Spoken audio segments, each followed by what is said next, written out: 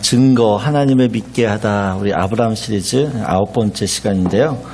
창세기 17장 1절에서 10절 말씀을 저와 여러분이 한 절씩 교독하도록 하겠습니다. 우리 한 절씩 제가 읽고 여러분 한 절씩 교독하겠습니다.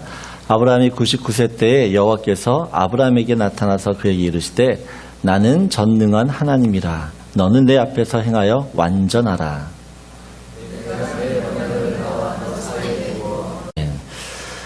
네, 여러분 믿음이 무엇입니까? 믿음. 히브리서 11장 11절 보게 되어지면 믿음에 대한 정의를 하고 있어요. 우리 같이 읽겠습니다.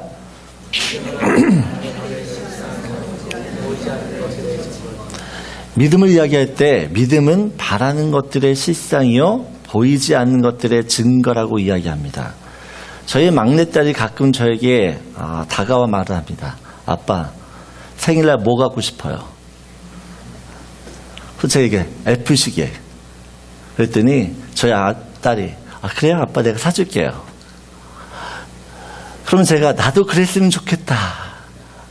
나도 정말 그랬으면 좋겠어. 제가 그 말을 하면서도 이 시계가 저한테 생길 거라고 믿나요? 네?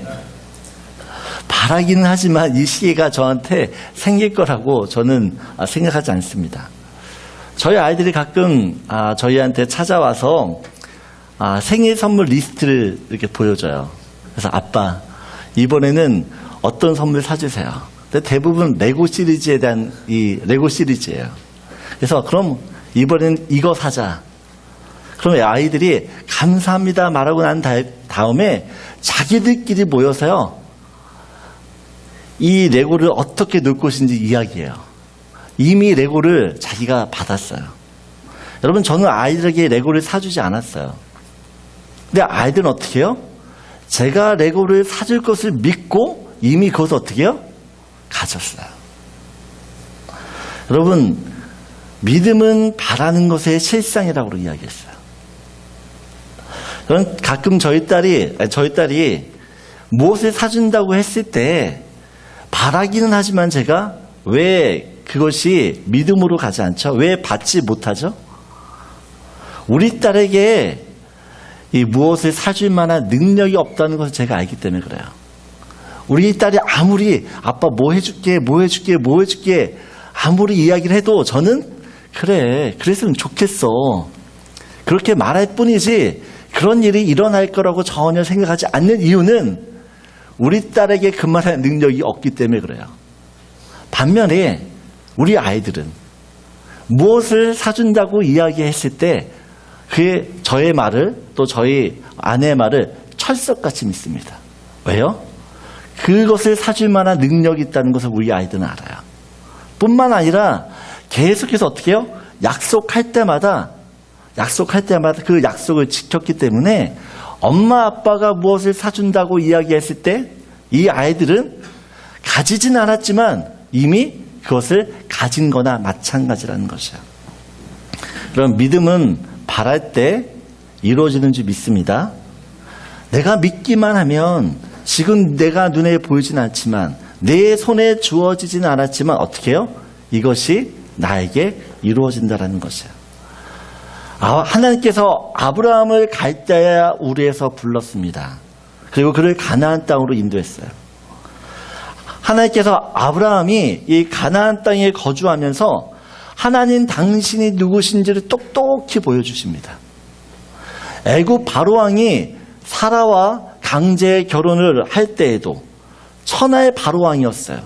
그 고대 시대에 어떻게 보면 절대 권력을 가지고 있고 다른 나라가 넘볼 수 없는 강국이었습니다. 그런 천하의 바로왕은 어떻게 해요? 하나님께서 꼼짝 못하게 하세요. 뿐만 아니라 아브라함에게 이 가나안 땅에 전쟁이 일어났을 때 318명을 데리고 네 나라의 왕국의 군대를 완전히 쳐부수게 됩니다. 이 모든 것을 어떻게 해요? 하나님이 하셨습니다. 아브라함은 가나안 땅에 살면서 자기의 힘으로 해결할 수 없는 문제를 만날 때마다 하나님께서 능력으로 권능으로 어떻게 해요? 그 그 모든 문제를 해결하시는 것을 직접 체험합니다. 마음이 힘들고 외로울 때, 지칠 때 찾아오셔서 위로해 주시고 위로해 주신 분이 일으켜 주신 분이 우리 하나님이셨습니다. 여러분, 아브라함은 하나님이 능력의 하나님이라는 것을 압니다. 왜요? 체험적으로 알아요. 살면서 경험했기 때문에. 지식적으로 아는 것이 아닙니다. 그는 하나님의 능력이 어떤 것인지를 그의 삶에서 똑똑히 경험했습니다. 그런 하나님께서 아브라함에게 약속하세요. 내가 너에게 자식을 주겠다. 너의 몸에서 날 자식을 주겠다라고 약속하십니다. 아브라함도 하나님의 이 약속을 믿었습니다. 그래서 하나님이 자기에게 아들을 주실 것을 믿음으로 믿었다라고 할 때 하나님이 그것을 의로 여겨주셨어요. 아브라함은 하나님이 주신 약속이 이루어지기를 소원하고 바랬습니다. 그런데 아브라함이 바랬음에도 불구하고 이 실제가 일어나지 않았습니다. 왜 그렇죠? 자식을 그렇게 원했는데 자식을 얻지 못합니다. 하나님께 능력이 있음을 알아요. 네, 아브라함이요. 하나님을 믿지만 하나님의 능력을 신뢰하지 못합니다. 결국 하나님을 믿지 못하기 때문에 어떻게 해요? 자기의 힘으로 이 자식의 문제를 해결합니다. 그래서 오늘은 하나님께서 이 아브라함의 불완전한 이 믿음을 어떻게 세워가시며 하나님을 믿을 수 있게 하는지 그걸 좀 살펴보려고 합니다. 아브라함이 이스마엘을 낳으면서 하나님이 13년 동안 침묵하십니다. 이 하나님의 침묵은 어떻게 보면 아브라함에게 있어서 무언의 강력한 메시지였어요. 말은 하진 않았지만 그 침묵을 통해서 하나님은 아브라함에게 계속해서 말씀하고 있었습니다. 아브라함은 이 하나님의 침묵을 통해서 자기의 믿음을 봅니다. 자기의 믿음의 실체가 무엇인지를 보게 돼요. 하나님은 오랜 침묵을 깨시고 아브라함에게 찾아와 말씀하십니다. 아브라함이 하나님께서 아브라함에게 하시는 첫 마디가 무엇입니까? 1절을 보세요. 우리 1절 같이 읽겠습니다. 여호와께서 아브라함에게 나타나서 그에게 이르시되 나는 전능한 하나님이라 너는 내 앞에서 행하여 완전하라. 하나님께서 지금 아브라함에게 처음 13년 만에 나타나셔서 처음 하는 말이 무엇이에요? 나는 전능한 하나님이라. 하나님께서는 지금 아브라함에게 당신이 누구신지를 정확하게 다시 한번 밝히십니다. 여러분, 하나님께서 지금 나는 전능한 하나님이다라는 이 말씀의 의미를 우리가 알아야 됩니다. 지금 이 전능한 하나님이다라고 하는 이 말에는 이런 의미가 담겨 있습니다. 아브라함, 내가 다시 너에게 이야기하는데 내가 누구인지 알려주겠다. 나는 전능한 하나님, 엘샤다이 하나님이라고 이야기합니다. 엘샤다이라는 것은 너의 모든 필요를 알고 때에 따라 채워주시고 공급해주신 하나님이란 뜻이에요. 아브라함이 힘들고 어려울 때마다 부족할 때마다 하나님이 모든 필요를 채워주셨어요. 또한 하나님이 이야기합니다. 나는 올마이티 가치라고 이야기하는 것이에요. 나는 부족함이 없고 나는 불가능이 없으며 없는 것을 있는 것으로 부리는 능력을 갖고 있는 그런 하나님이라는 것입니다. 수많은 증거를 통해서 나는 너에게 내가 누구인지를 알려주었다. 근데 너는 내가 누구인지 알면서도 나를 왜 믿지 못했느냐라는 것이야. 내가 너에게 자식을 주지 못할 만큼 능력이 없는 자이냐. 너는 전능한 하나님이다. 넌 내 앞에서 행하여 완전하라 라고 말씀하신 이유는 네가 정말 나를 전능한 하나님으로 믿는다 그러면 어떻게 해요? 하나님의 말씀대로 순종하며 살아야 된다는 것입니다. 그럼 저는 가끔 저희 아이들과 차를 타고 어디를 갈 때가 있습니다. 근데 저는 이렇게 새로운 길, 낯선 길을 가는 것을 좋아합니다. 근데 한 번도 가지 않은 길을 가게 되어지면 저희 아이들이 불안해합니다. 가면서 계속 물어봐요. 아빠, 어디 가요? 누구 집에 가? 조금 있다가 물어봅니다. 아빠, 어디 가요? 아, 누구 집에 간다니까? 왜? 근데 아빠 이 길은 아닌 것 같아요. 아, 괜찮아. 또 조금 지났는데 또 물어봐요. 아빠, 이 길 정말 맞아요? 그럼 제가 맞다고 이야기해요. 가면 알아. 조금 지나면 또 물어봐요. 이게 속에서 슬슬 올라옵니다. 그래서 제가 마지막 이야기야. 야, 너희는 아빠를 못 믿어? 그럼 우리 아이들이 하는 말이, 아빠는 믿는데요, 이 길은 아닌 것 같아요. 여러분, 우리가 신앙생활 할 때도 이렇게 할 때가 있어요. 하나님을 믿어요. 하나님의 능력을 알아요. 그런데 어떻게 해요? 하나님의 능력을 알면서도 믿지 못하는 우리의 모습이 있다는 것입니다. 자기의 어떤 확신과 자기의 생각으로 꽉 차서 하나님의 하실 그 일들을 바라보지 못하고, 그러므로 말미암아 하나님의 역사하심을 놓치는 경우가 너무 많다는 사실입니다. 여러분, 하나님이 지금 아브라함에게 나는 전능한 하나님이다 라고 하시는 이 말씀의 의미를 우리가 알아야 됩니다. 여러분, 하나님의 이 전능하심을 믿는다고 한다면 우리는 다른 생각을 하지 않아야 됩니다. 내 계획을 펼치지 않아야 됩니다. 절대 인간적인 편법을 사용해서는 안 된다는 것이에요. 그래서 하나님은 다시 한번 아브라함에게 당신의 전능하심을 믿을 수 있도록 세 가지 증거를 보여주세요. 그 첫 번째 증거가 4절입니다. 우리 4절 같이 읽겠습니다. 보라, 내 언약이 너와 함께 있으니 너는 여러 민족의 아버지가 될지라. 5절이요. 이제후로는 내 이름을 아브라함이라 하지 아니하고 아브라함이라 하리니 이는 내가 너를 여러 민족의 아버지가 되게 함이니라. 여러분, 그리고 6절까지 읽으면 내가 너로 심히 번성하게 하리니 내가 내게서 민족들이 나게 하며 왕들이 내게로부터 나오니라. 지금 하나님께서 아브라함에게 첫 번째 증거를 보여주시는데 이름을 바꾸라고 그럽니다.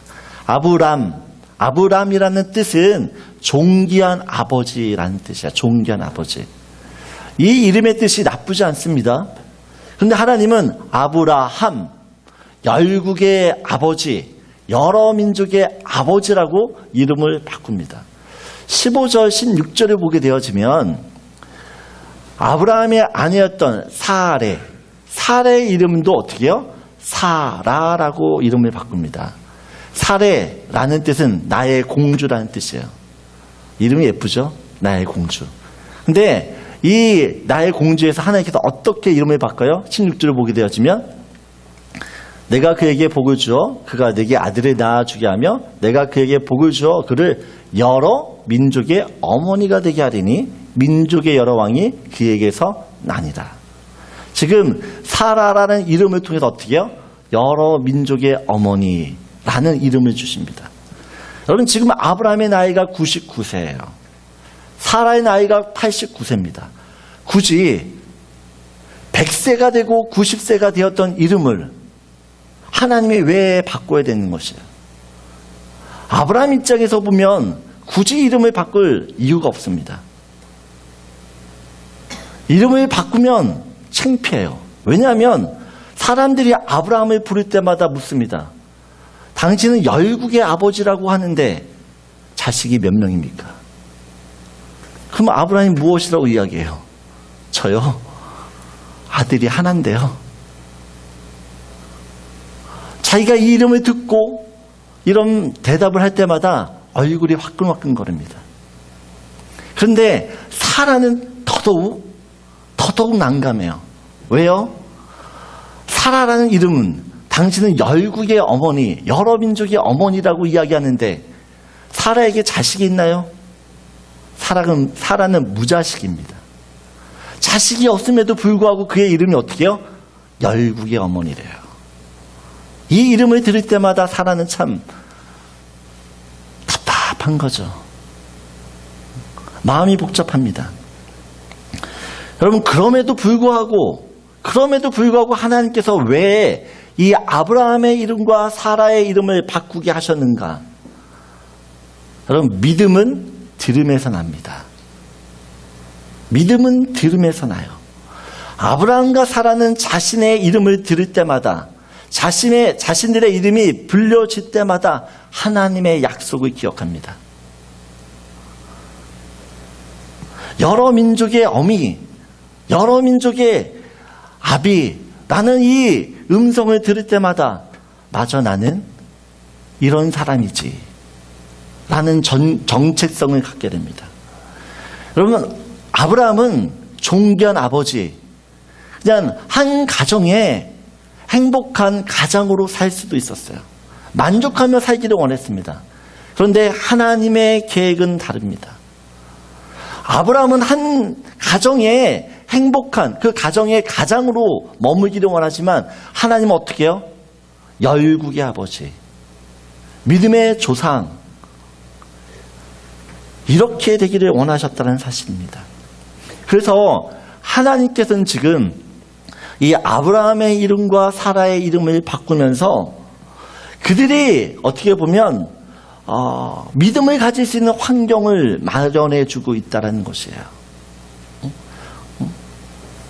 여러분, 하나님은 우리가 믿음을 갖기 위해서 우리의 의식을 전환시키십니다. 내 생각이 바뀌어져야지만 하나님에 대한 믿음을 갖게 되기 때문에 그렇습니다. 그래서 우리 자녀들에게도 어떻게 보면 믿음의 언어를 사용해야 됩니다. 어떤 일을 못할 때에도 이런 바보 같은 녀석, 이것도 못해? 너는 왜 그러니? 이런 부정적인 말을 해서는 안 되고, 우리의 이런 부정적인 말을 하게 되어지면 이 말에 우리 아이들이 갇혀요. 우리 아이들이 내가 하는 말에 갇힌다라는 것이에요. 그래서 어떻게 보면 우리 아이들에게 가정에서부터 믿음의 말을 해야 된다는 사실입니다. 어떤 일을 못해도 이런 천하의 복을 받을 놈, 너는 어떻게 애비를 닮아서 이렇게 똑똑하니?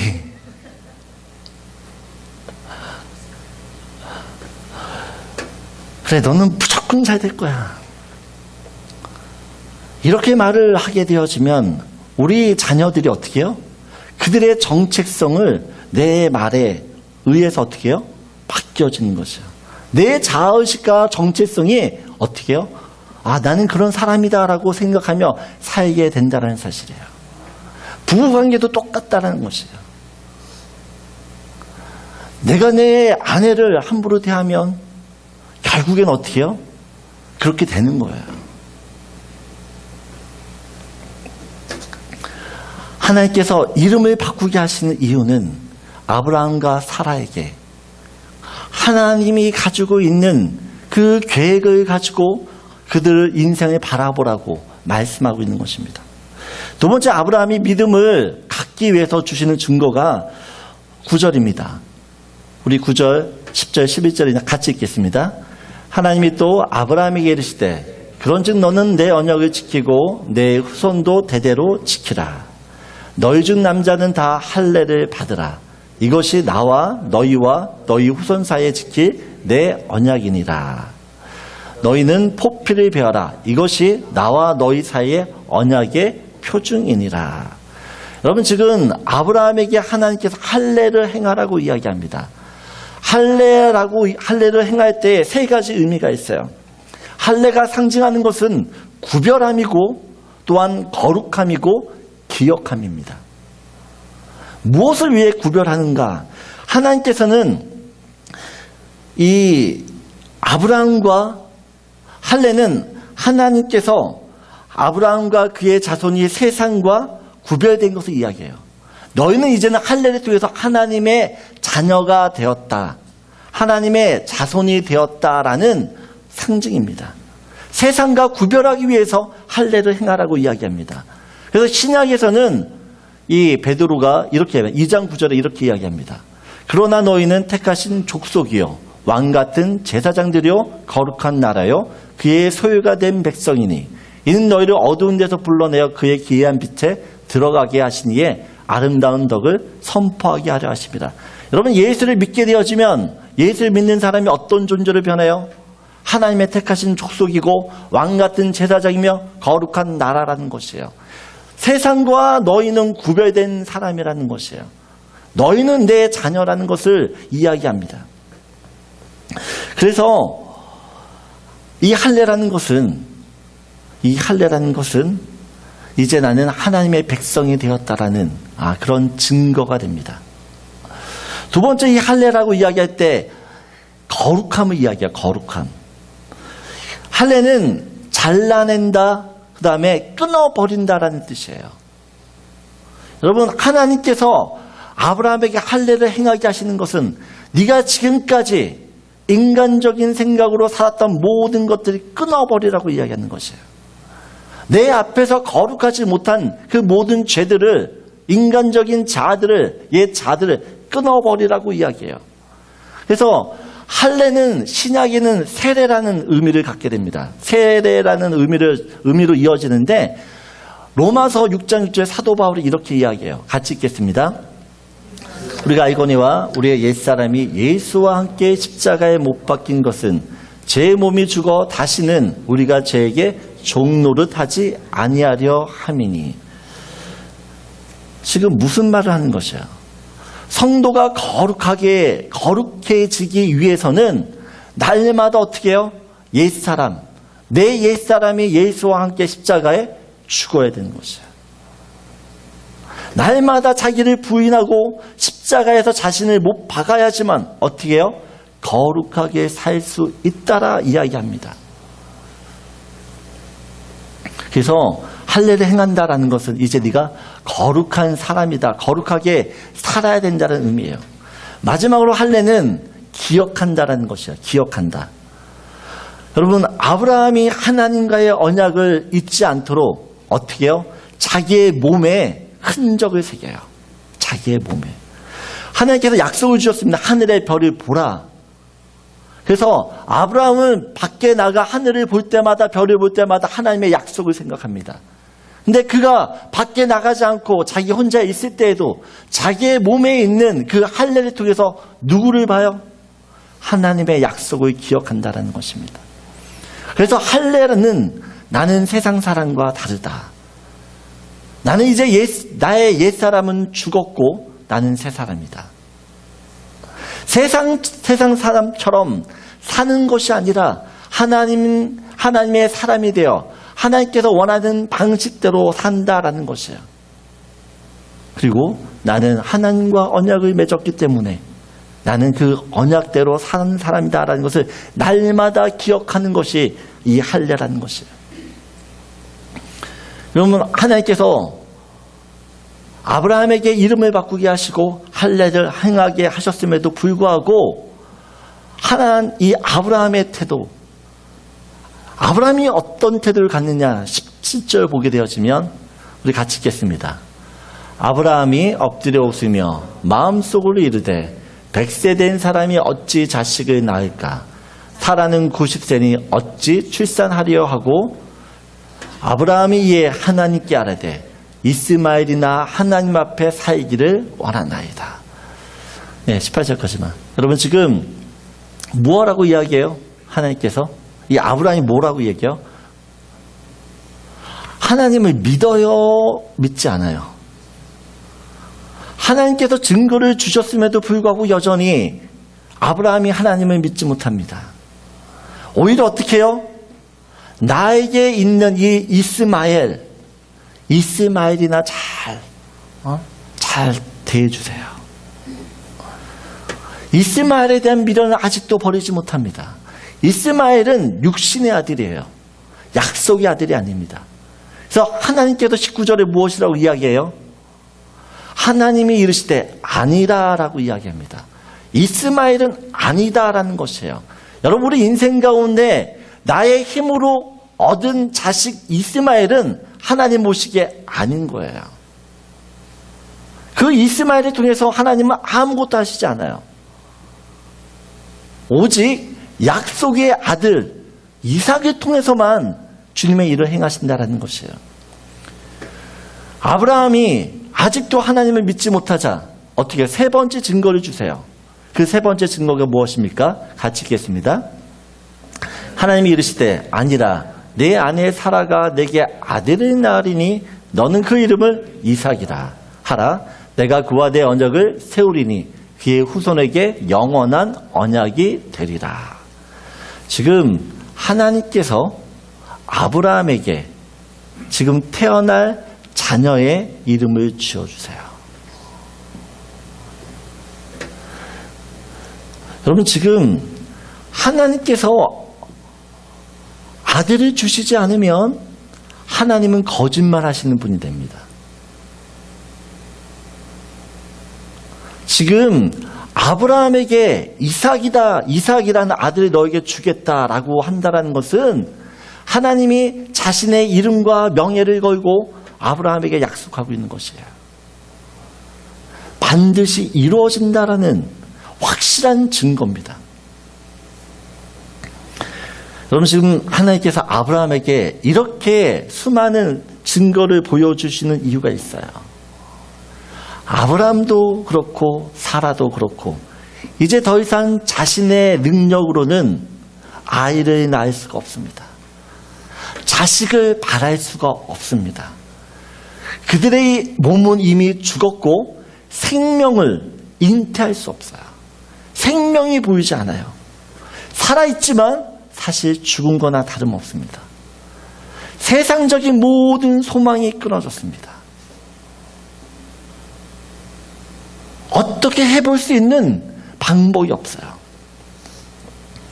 지금 아브라함의 현실, 그 아브라함의 현실은 죽은 현실입니다.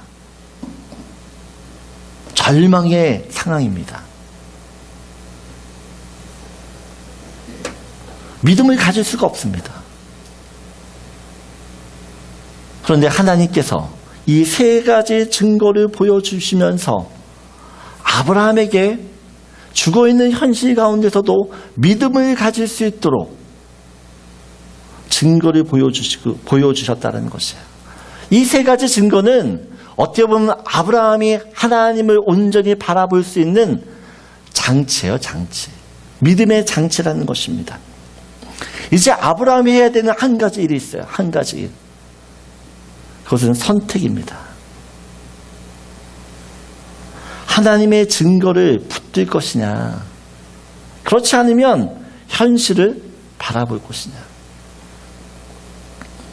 믿음으로 살 것이냐, 아니면 타협하며 살 것이냐. 서두에 히브리서 11장 1절을 이야기했습니다. 믿음은 바라는 것들의 실상이요 보이지 않는 것들의 증거입니다. 여러분, 하나님께서 이런 증거를 아브라함에게 보여주시는 이유가 있어요. 그 이유는 하나님께서 아브라함에게 요구하시는 그 믿음의 수준 때문에 그렇습니다. 하나님께서 아브라함에게 이 세 가지 증거를 보여주면서 기대하는 바가 있습니다. 기대하는 바. 지금 우리가 살펴보았지만 아브라함이 하나님이 주신 이 증거를 보면서도 여전히 하나님을 믿을까 말까, 믿어야 되는지 말아야 되는지 고민합니다. 내 하나님은 기대해요. 네가 앞으로 증거를 보이지 않아도, 증거를 보지 않아도 내가 말을 하는 것은, 내가 말하는 그것을 너는 믿을 수 있는 그런 사람이 될 것이라는 기대가 있어요. 여러분, 이 이삭의 사건 우리 다음 주에 살펴보겠지만 결국에는 아브라함과 이 사라가 이삭을 낳습니다. 이 이삭의 사건은 어떻게 보면 이제 아브라함의 이 믿음의 모든 것들을 패러다임을 완전히 바꾸는 사건이에요. 이제는 하나님의 말씀만 하시면 그 말씀에 대해서 어떻게 해요? 의심하지 않습니다. 그래서 사도 바울이 로마서 4장 17절부터 24절에 이 아브라함의 믿음에 대해서 이렇게 서술합니다. 우리 같이 읽겠습니다. 기록된 바 내가 너를 많은 민족의 조상으로 세웠다 하신 것 같으니 그가 믿은 바 하나님은 죽은 자를 살리시며 없는 것을 있는 것으로 부르시는 이시니라. 지금 사도 바울 17절 보여주시면 사도 바울이 지금 아브라함에게 이야기해요. 뭐하라고? 그가 믿었다라고 이야기합니다. 죽은 자를 살리시며 없는 것을 있는 것으로 부르시는 하나님을 어떻게 해요? 믿었다라고 이야기해요. 18절을 보면 아브라함이 어떻게 해요? 바랄 수 없는 중에 바라고 믿었으니. 하나님이 아브라함이 원하는 믿음의 수준이 이거예요. 바랄 수 없는 중에 바라고 믿을 수 있는 믿음까지 가기를 원하셨다라는 것입니다. 그래서 어떻게 해요? 이 믿음을 통해서 어떻게 해요? 많은 후손들에게 믿음의 조상이 되게 하시는 겁니다. 19절 보면 그가 100세가 되어 자기 몸이 죽은 것 같고 사라의 태가 죽은 것 같음을 알고도 믿음이 약하여지지 아니하고. 여러분 이미 죽었어요. 죽었음에도 불구하고 어떻게 해요? 그 믿음이 약해지지 않았다라고 이야기합니다. 의심하지 않았다라는 것이에요. 여러분 내가 주님에 대한 이 믿음이 약해지지 않고 의심하지 않으면 아무리 죽은 몸 같아도 그 죽은 몸에서 하나님의 새 일을, 생명의 일을 행하게 될 줄 믿습니다. 여러분 내 현실이 죽었다. 내가 그것을 바라보면 죽어요. 그러나 하나님이 살았다라고 이야기하면 그 죽은 현실에도 반드시 생명이 있는 것이에요. 살아나는 것이에요. 20절에 이렇게 이야기합니다. 믿음이 없어 하나님의 약속을 의심하지 않고 믿음으로 견고하여져서 하나님께 영광이 돌리며. 여러분 하나님이 우리에게 원하시는 믿음은 나의 믿음을 통해서 하나님이 영광을 받으시는 것이에요. 내가 하나님의 영광을 드러내기 위해서는 어떻게 해요? 하나님의 약속을 의심하지 않아야 된다는 것입니다. 21절을 보면 약속하신 그것을 또한 능히 이루실 줄을 확신하셨사오니. 하나님이 약속하셨기 때문에 이 약속을 누가 이루신다고요? 하나님이 이루시는 것이에요. 하나님이 이루실 것을 내가 어떻게 해요? 확신할 때에만 그것이 나한테 주어지는 것입니다. 22절 보면 그러므로 그것이 그에게 의로 여겨졌느니라. 23절 그에게 의로 여겨졌다 기록된 것은 아브라함만 위한 것이 아니에요. 여러분 지금 아브라함에게만 이런 믿음을 보여주시는 것이 아니에요. 24절 보면 같이 읽겠습니다. 의로 여기심을 받을 우리도 위함이니 곧 예수 우리 주를 죽은 자 가운데서 살리신 이를 믿는 자니라. 여러분 아브라함이 하나님을 믿었을 때 죽었지만 하나님 그 죽은 곳에서 생명이 났어요. 마찬가지로 우리한테도 원하시는 건 아브라함에게 일어났던 그 일이 똑같이 우리 인생 가운데도 일어난다라는 것이에요. 믿음만 있으면. 여러분이 믿음만 갖기만 하면, 믿음으로 주님께 다가가기만 하면 그 주님은 어떻게 해요? 이루시는 분인 줄 믿습니다. 예수 그리스도는 죽은 우리도 살리신 분이에요. 우리를 살려 영원한 생명을 주시는 분이에요. 그분을 믿는 믿음을 갖기를 간절히 소원합니다. 그럼 하나님이 아브라함에 기대하는 믿음이 이것입니다. 하나님의 말씀이 곧 현실이 되는 믿음이에요. 하나님이 말씀하시면 이루어진다. 이것을 믿는 믿음이에요. 불확실한 현실 가운데 갇혀 있는 것이 아니라 그 현실 속에서 살아 역사하는 믿음, 그 믿음을 우리에게 원하십니다. 외부의 어떤 환경과 유혹에도 흔들리지 않는 절대 믿음. 하나님의 영광을 드러내는 정금 같은 그 믿음을 아브라함에게 원하셨고 또한 우리에게도 원하시는 줄 믿습니다. 하나님이 원하실 뿐만 아니라 어떻게 해요? 그 수준까지 우리를 이끌어 가시는 줄 믿습니다. 그럼 아브라함은요, 열국의 압이라는 이름을 날마다 들으면서 날마다 자기 몸에 있는 그 은혜의 흔적, 할례라는 그 몸에 새겨질 흔적을 바라보면서, 그리고 앞으로 태어날 이삭이라는 이 이름을 자기가 부르면서 어떻게 해요? 하나님에 대한 믿음을 키워갑니다. 그렇게 믿음을 주님께서 세워가세요. 하나님이 아브라함의 믿음을 다루시는 방식입니다. 사랑하는 여러분, 하나님께서 우리에게도 아브라함처럼 믿음의 증거를 보여주시는 줄 믿습니다. 왜 보여주세요? 우리가 믿지 못하기 때문에. 믿음 없는 우리를 아시고 믿음의 증거를 여러분의 인생 가운데 보여주십니다. 믿음 없는 나를 아시고 예배 중에, 말씀 중에, 기도 중에, 또한 내 삶 가운데서 내가 해결하지 못하는 그 문제들을 주님이 해결하시는 것을 보면서 어떻게 해요? 내가 주님을 믿게 된다는 것이에요. 만약 이런 흔적이, 이런 증거가 없다고 한다면 기대하십시오. 하나님이 반드시 여러분에게 그런 믿음의 증거를 보여주실 줄 믿습니다. 그 믿음을 보고 어떻게 해요? 하나님을 계속해서 신뢰하게 될 것입니다. 더 나아가 이제는 믿음의 이 증거를 보여주지 않아도 어떻게 해요? 우리가 믿을 수 있는, 하나님이 말씀하시면 물 위도 걸어갈 수 있는 믿음, 내 앞에 홍해도 갈라지는 믿음, 골리앗을 쓰러뜨릴 수 있는 믿음, 그 믿음을 우리가 갖게 될 줄 믿습니다. 우리가 창립 예배를 드리면서 저도 지난 5개월 이렇게 돌아봅니다. 우리가 영상을 보고 이렇게 보았지만 하나님께서 우리 교회가 시작할 때부터 하나님의 은혜들을 많이 보여주셨습니다. 많은 증거가 있습니다. 왜 보여주실까? 왜? 하나님께 저한테 주시는 마음이 이것입니다. 하나님께서는 우리 모든 성도들이 하나님이 보여주신 이 증거를 붙들기를 원하시는구나. 이 증거를 붙들고 앞으로 하나님이 행하실 놀라운 일들을 믿음으로 바라보고 믿음의 걸음을 걷길 원하시는구나.